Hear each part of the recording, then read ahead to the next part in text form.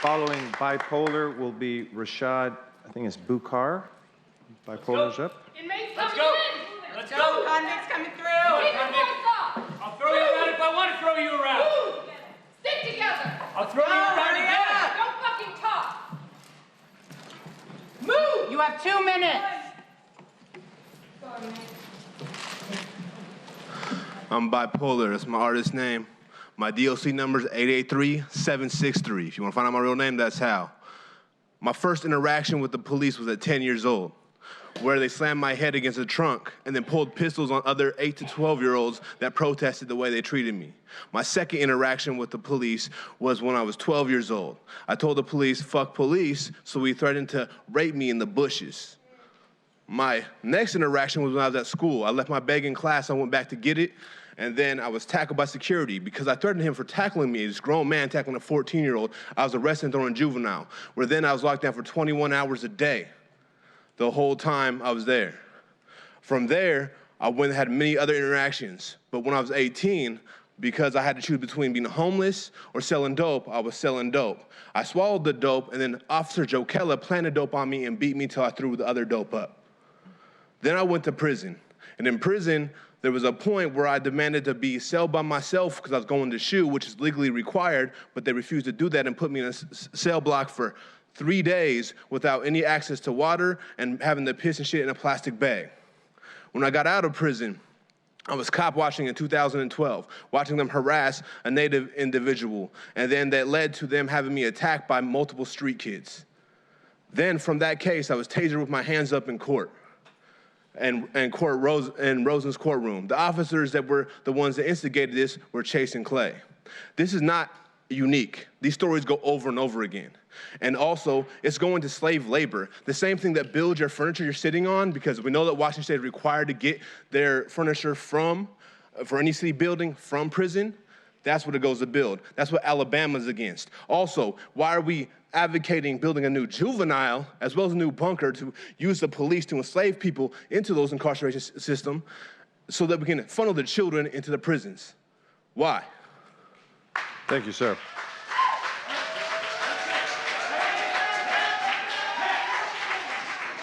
Rashad Burkar, is that you, sir? Thank you. So what's the solution? No police?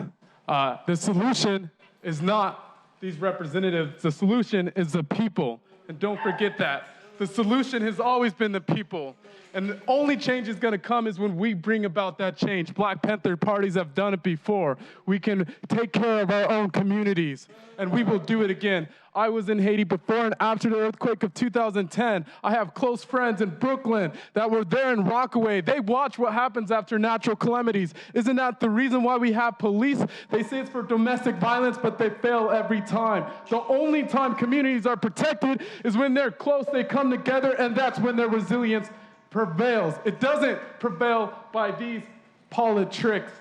It prevails when the people come and be the solution. So it's a very simple movement. We have 3 demands, and we're not gonna stop. The bunker hasn't been completely abolished. It's been paused first. We're not gonna stop until the bunker is completely abolished. We're not gonna stop until there's no new youth jail in this building, in this city. And they have power to deny permits. So when you look at those people, see what their decisions are. And we're not going to stop until they say there will be no new addition of 200 police in our city. Those are 3 demands, and this movement will continue. And we need all you people to join us, because this is when we bring change to the city, is when we, the people, bring that change. Power to the people.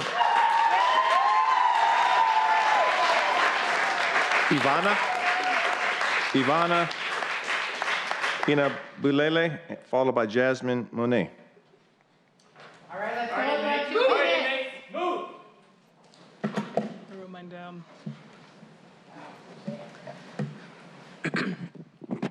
All right, my name is Ivana. So I came here to ask for why.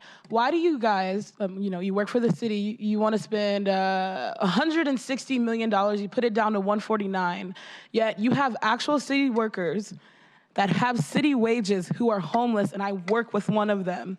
It shows me where your priorities are. The city of Seattle literally has laws against bridges, people being underneath them, and you don't provide resources, and you ask where these people can go, and then that's why somebody got hit on the freeway. You want to spend $149 million on a bunker, but you don't want to you want to spend $149 million on a bunker, and you want to put 200 plus police officers out on the streets when you need to be putting in preventative programs. We told you what we want, so evidently you don't care. I work at a community center, and we have kids last year walking around, kindergartners with black eyes because they can't afford to do childcare. Why can't you put $210 million into that? There was a fire. There was a fire that happened, and you guys didn't evacuate them. But so you don't care about youth, but you want to incarcerate youth. You don't want to invest in programs to help youth. You want to sit there and put a $149 million bunker 20 blocks from where I live, when I see people who are houseless, I see people who are using their bodies to get money. Why don't you invest in them? Because you don't give a damn. Especially you, Bruce. You're District 2. That's where all the black people are. That's where all the black people are. What are you doing to help them? Nothing. You don't give a damn. You don't, none of you do. Do something and listen to us. Thank you. Jasmine Monet. Is Jasmine Monet here? Followed by Nikki Kantic. My name is Jasmine Monet Rose Gañez, and excuse me, community, I'm sorry my back is to you because these words are for you right now, actually. I'm here to represent my Black, Mexican, Filipino, and queer communities. I'm an activist and organizer, and I actually just want to share some truth of what I experienced working for the city of Seattle at the community centers with our youth, where all of our monies in this room are going to. For 6 months, it did not take me long to say I'm out of this. I'm out of this. I heard so many accounts of physical abuse towards children, sexual abuse, so much corruption. And when I ask, well, what happens? Well, we say nothing, and the supervisors get shuffled around, Jasmine.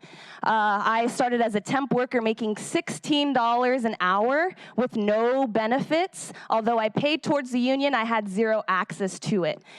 Several days I walked into community centers all around the city, from Van Asselt to South Park, to Meadowbrook, to Garfield Community Center, that we all just love just to shine in the spotlight. And all these places have zero resources. Several nights I would walk into you saying, Jasmine, there are no feminine products in the bathroom. With my $16.32, I went on shift, stocked fully the community centers with products for these young girls to have, was able to give them what I had, and zero support from what is in front of me. And yet we have meetings saying, we'll invest in parks, we'll invest in parks. Where is the money? Where is the money? These are the youth who are in the foster systems. These are preventative programs that we're talking about here, and they cannot get basic access to end up in that detention center that you are trying to build, that we will shut down and abolish completely within this city. So community, please do something. Stand behind these grassroots organizations that are working our asses off to bring change. Thank you.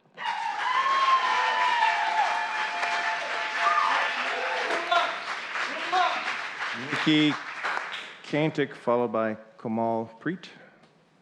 My name is Nikki, and I'm a member of Bayan Pacific Northwest and Anak Bayan Seattle. I am here today to speak out against the violent militarization, repression, and policing of our communities. Council members, I urge you, do not reward the police for the violence they have committed against us. Do not allocate $15 million to a new police precinct. Stop the criminalization of people of color, and do not hire 200 more police officers. Act on your promise to end the school-to-prison pipeline, and do not approve permits to build a new youth jail. As a young Filipino-American living in Seattle, I've witnessed firsthand the culture of violence and fear the police have brought into our communities. Just today, the police were called on people of color, even though we did not commit any illegal activities. It is your responsibility, council members, to be critical of the artificial solutions for safety that will only further marginalize our communities. It is important that you understand more precincts and funding towards the prison industrial complex will only bring more violence against us. We will continue to speak up until the resolutions you push forward show us that you genuinely believe that Black lives matter. Throughout history and to this day, youth of color have been treated as disposable commodities. Undocumented students are forced to prove their worth to receive an education or face threats of deportation back to a country that is suffering under the chokehold of U.S. imperialism. The struggles of Black and brown communities will always be linked as we fight against U.S. imperialism, which has profited from the violent militarization and policing of our communities, the gentrification of Seattle, the mass incarceration of people of color. From Seattle to the Philippines, we must end the violent militarization of our communities. Increasing the number of precincts, police, and juvenile detentions will never make us safer. Council members, do not invest in the militarization of people of color. Instead, invest in community-based, sustainable solutions that truly address the root causes of violence.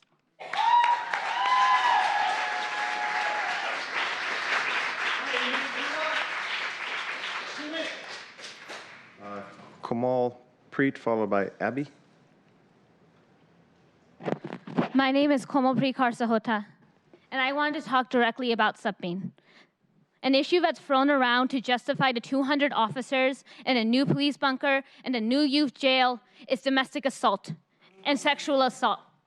I want to shut that down right now because it completely ignores the fact that women of color and young girls of color are threatened by the police regularly. I cannot call the police and feel safe. They will not be able to help me if I am in that situation. We are here for women to represent the exponential rate in which young girls and women of color are being incarcerated by the police. No one talks about the fact that that happens. To have a youth jail, when you say that you want a zero youth detention, in this city, it's contradictory as fuck. It makes no sense. You throw money out, giving charity to orgs like EPIC saying that do alternatives to policing while you want 200 new police officers in your city, a new bunker, and this youth jail. And when we talk about the youth jail to council members, you say you can do nothing about it. But the permits go through your city. You can shut it down. You can take a stand. Just like we have to constantly again and again showing up here. We have been showing up for months on months. And I appreciate being looked at and people not touching their lips and lipstick and stuff when I'm speaking. I just represented being silenced because our incarcerated are in silence constantly. I'm not used to being quiet for that long, being taped up like that. But we make our youth have to learn to do that. And I also realize I smile way too often because I was taught to smile even when someone slaps me across the face, even when the police harassed my father and my brothers, racially profiling them to be terrorists, just like you did when we took bags into the bathroom. We were followed into the bathroom. Women were about to be followed into the bathroom if other activists didn't get in the way of private security. Today. Thank you, Ms. Preet. Thank you. Our next speaker is Abby, followed by Rose. Is Abby here? Move on. Move on in there. Move on. Move on. Move on. We're done. No, you're not done.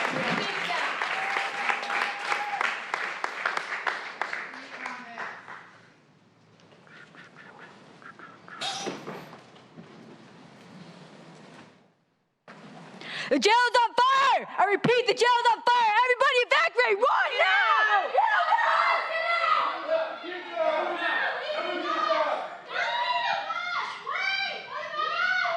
So, was that Abby?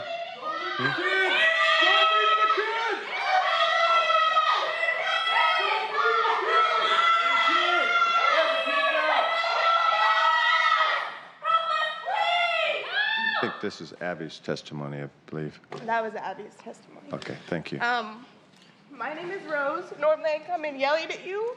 Today I come crying because that's a reenactment of what happened last week at the Juvenile Detention Center.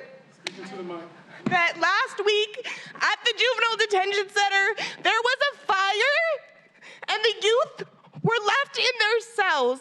The entire rest of the building was evacuated. That's protocol for adult detention centers.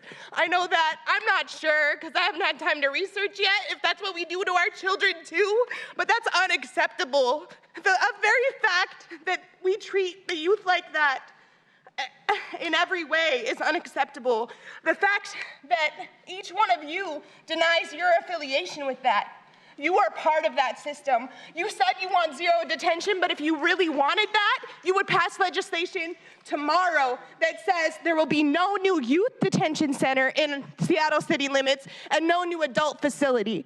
We know not only do we leave our children, Black and brown and Native and poor, in those burning buildings. I'm looking at all the folks of color up there who left your people in burning buildings while you're in this building here trying to pass reforms. You're leaving your kids in burning buildings. Fuck that. You need to act today, right now. You can invest in something else. We told you what. There's restorative justice, there's transformative justice. I can tell you personally, as somebody who's experienced domestic violence, the police didn't keep me safe, and it was actually a hindrance to finding justice. That when I needed someone to be there, that the police were a problem. I can tell you as someone who supported people getting out of domestic violence situations, that I was what helped them. The police were a barrier. So I need each and every one of you not only to publicly speak out against leaving those youth in that burning building, literally. I need each one of you to look into what the procedures are, speak out against that issue of public apology to those youth and their parents. Thank you, Rose. I need you to look into the instances of abuse. 1 in 5 youth is sexually abused in that prison. That is your fault. Thank you, Rose. Sure. Thank you, Rose. So at this point,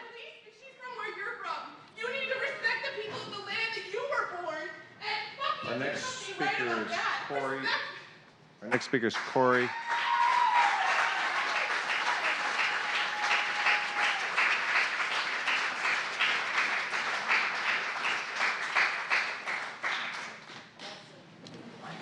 In addition to the demands that have already been clearly outlined, I just want to reiterate what has been discussed as the demands being made around the youth jail incident particularly, which is a public apology to the youth and families who were left to die, and an immediate change to the policies, practices, and procedures that ensure youth are safely evacuated in the case of an emergency, and that the council commit today and to immediately pass legislation that no new adult or youth detention facility or prison will be built. And absolutely. And as a longtime youth worker and a former Seattle Public Schools teacher, I can tell you for sure that if a parent I worked with left their child locked in a room with their house on fire, that's a crime. It's a crime to neglect a child in that way, to leave them to die. And it's completely unacceptable. And also, as someone who's worked with youth, that's my highest priority. Right? If I'm taking care of youth at a summer camp, I'm considered in local parentis, right? I'm considered the care of their parents. That's, if anything even remotely could happen to them, that's my job. And I understand you don't work at that facility, but you have so much power to make claims, to make statements, to make policies, and you can change this, and you need to, or we will continue to show up.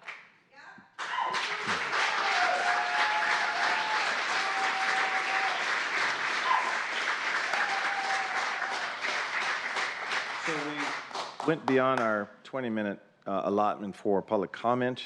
We should have a lot of folks that have signed up, so I think it would be wise at this point to extend public comment, but let's take it down to 1 minute so we can get as many folks in as possible.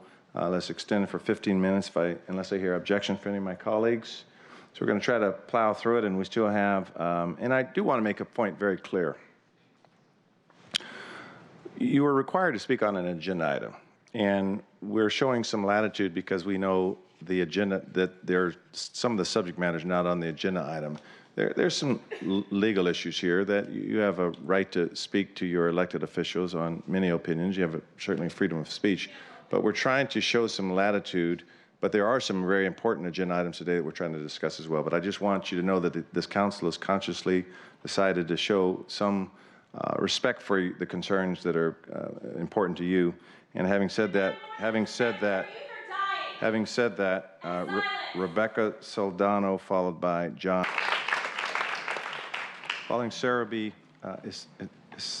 Sara Cuenta, number 19. Hi, my name is Sarah Demas. I'm a resident of North Seattle, and I'm here to talk about the Block the Bunker campaign. I'm here in support of Block the Bunker. I'm a North Seattle resident, so I'm in the area that would be policed by this proposed new bunker. And I know that it, at this point, has been delayed, but we're going to keep coming back until we know that it's fully been blocked. So that's what I'm here to talk about. So we know that crime in North Seattle is generally crimes of economic necessity, like sex work and theft and drug crimes.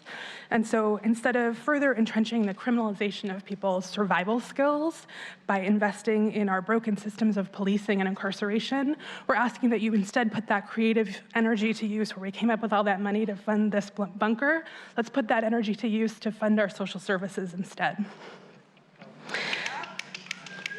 So we know also that more police don't make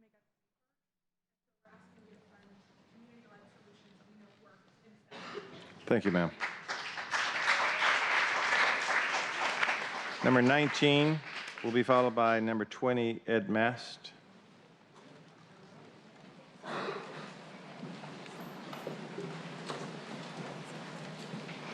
Hello, my name is Isaura. I want to start by paraphrasing Sandra Cisneros to you all. She wrote, "We do this because the world we live in is a house on fire and the people we love are burning. Our communities are figuratively and literally on fire, and y'all are some of the folks holding the matches." In my daily work, I meet with folks ranging in ages from 16 years old to their early 30s as they try and gain access to different education options. In this work, I end up doing a lot of basic needs access stuff because it's really obvious to me that the city of Seattle has invested more in creating a thriving school-to-prison pipeline than in a thriving community.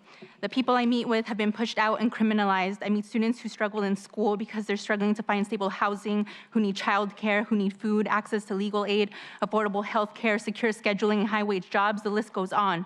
Each council member is supposed to represent a district, and so it's unacceptable that any of you can look at the ways in which folks are being increasingly pushed north and south and further away from necessary services and decide that investing in systemic inequality and oppression is what our communities need.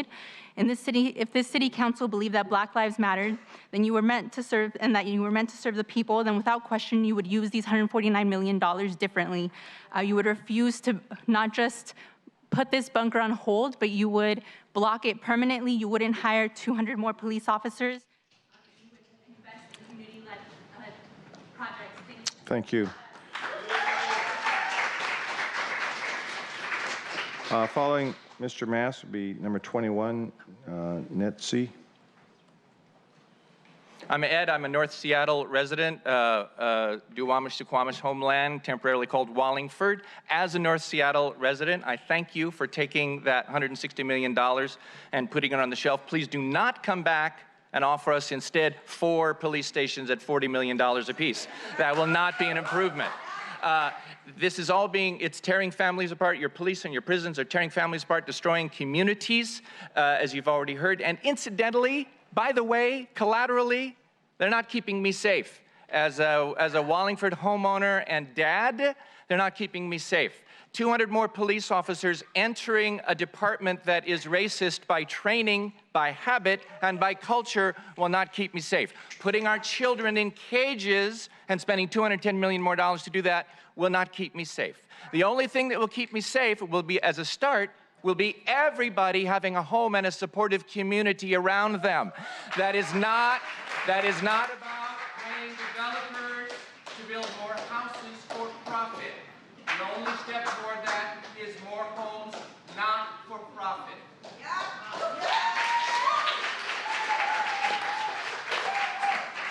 Hi, I'm with Block the Bunker and Black Book Club. I would first like to address the Duwamish and Suquamish tribes whose stolen land we are speaking on. I would also like to say that we support secure scheduling. As someone who lives in the South End, I can tell you something. We do not need more police officers. Simply driving on Rainier Avenue, I see more police officers than I've ever seen in my life.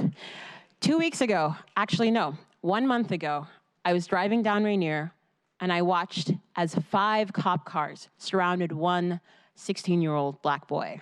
They had stopped him because they had heard that someone was carrying a gun. What they found on him was a toy gun. And since he was a juvenile, they said, you can either tell us where you live, give us your address, or we'll take you to jail. He didn't want to, surprise. And he was taken to jail for that night. And I watched as all those cops didn't see the issue with taking a boy to jail for having a toy gun. Not thinking that they were contributing directly to the school-to-prison pipeline by actively oppressing, again, more and more black people in this city. You want to ask who exactly are you protecting? Take any of these police officers, the people that over-police and over-arrest us. Thank you. Take them to North Seattle and see how that goes. Maybe they can cure heroin addiction. Maybe they can stop. Thank you. Our next speaker will be Michaela, followed by Jeff James.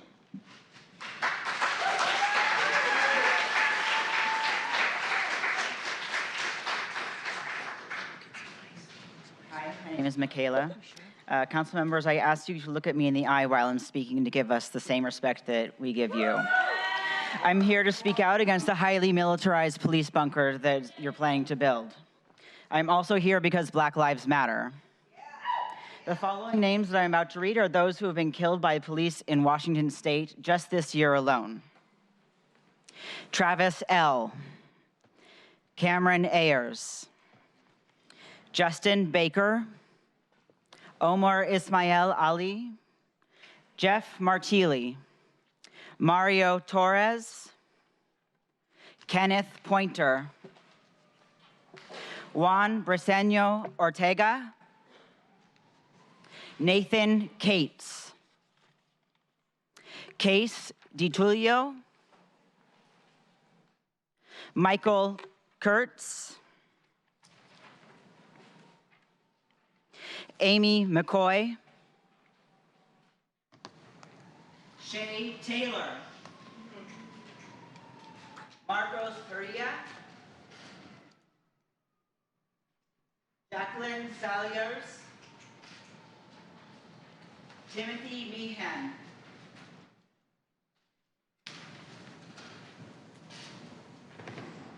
David Kent, and Joel Nelson. Thank you. Our next speaker will be 23, Jeff James.